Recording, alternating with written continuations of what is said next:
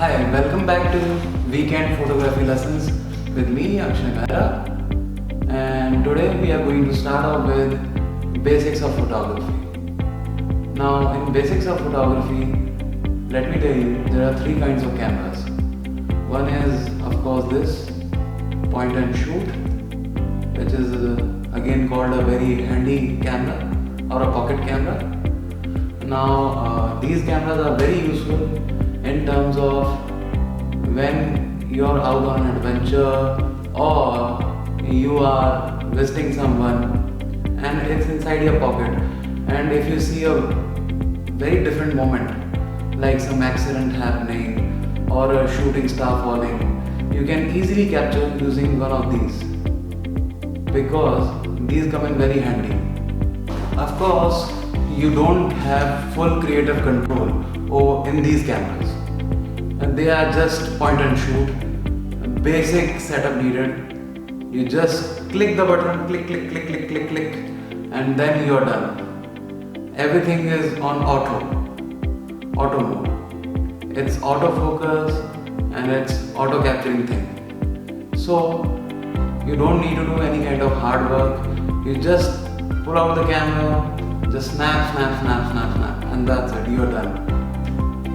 Although people do throw them away once they get onto big cameras, but that is something I don't recommend because you still need these cameras. You don't know when they come in handy. The next category we come in is DSLRs or digital single lens reflex system. Now, this is a DSLR equipped with a separate lens and a body. Now, these are professional grade cameras. This is what most of the photographers use in their projects to create some stunning and outstanding images. Now, DSLRs, the biggest advantage is you get full creative control over everything. From controlling the aperture, the shutter speed, the ISO, you get full control and you choose what to shoot. That is the biggest advantage in this, looking through the viewfinder. Now the third category is of mirrorless or micro four thirds cameras. Now they are a bridge between compact and DSLR. And those cameras, sometimes you don't need to change the lenses and sometimes it's semi-auto. So still they do a very great work. In fact, they do a very great job in pulling out the images. Now we proceed with how the camera works. Now obviously the light goes through the lens, passing through a variable size hole which is called an aperture. And it depends on what size you give the command to the aperture through camera. Whether it can be 2.8, it can be 7, it can be 11, or it can be any value. That is the hole, the kind of hole you take, that gives you depth of field. Now what is depth of field? Depth of field in short means everything which comes out sharp in your picture, in front and behind the object you focus upon. Now there are two kinds of depth of field, shallow depth of field and deep depth of field. What is deep depth of field? Deep depth of field means when everything comes out pin sharp in your photograph, in front and behind the object you focused upon.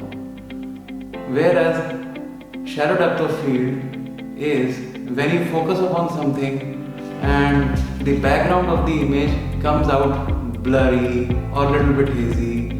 That is called shallow depth of field. Now we move ahead with shutter speed.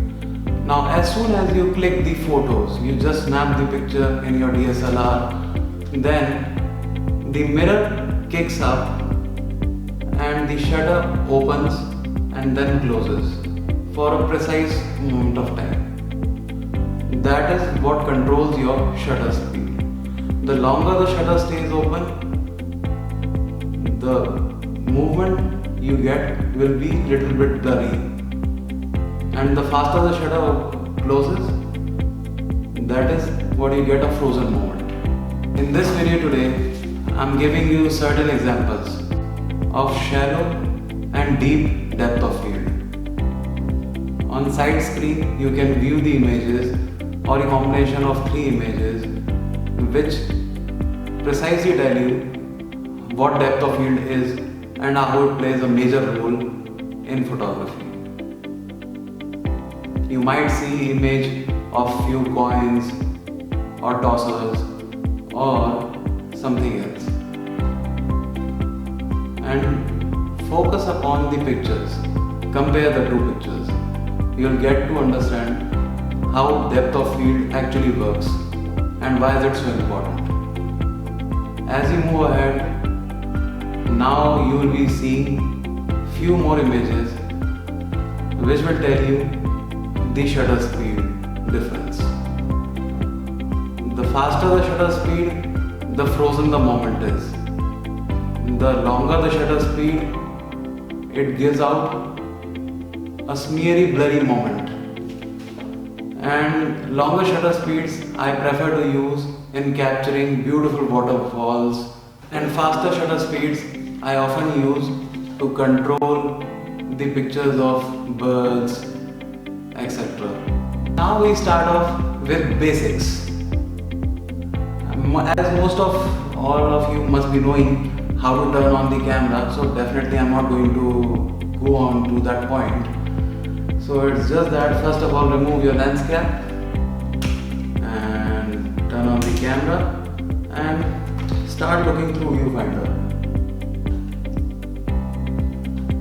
And that is how you see the picture and the world around you. Always check in your lens if there are any buttons like there are on this for image stabilization, and AF and MF, that is autofocus and manual focus. And just push the buttons to autofocus, and image stabilization should be turned on so that you can really enjoy some beautiful clicks out there without any hesitation. And now about holding the camera. So this is the grip you can see. This is your right hand. You obviously take the grip like this, and your left hand you use this to focus or pull out the focal length you desire while looking through the camera and the viewfinder. Now many people do mistakes when they are starting up. They think they know how to hold the camera, and that is where they go wrong. Camera holding is again an art and should be taken up really seriously.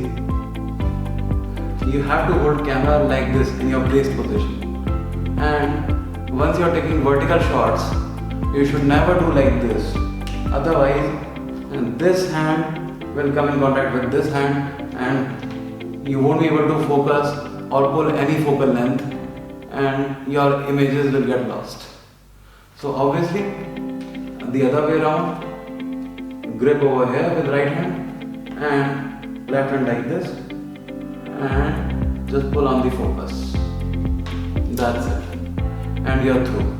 Second step which I'll tell you is this button, the button which you use to click or snap your pictures.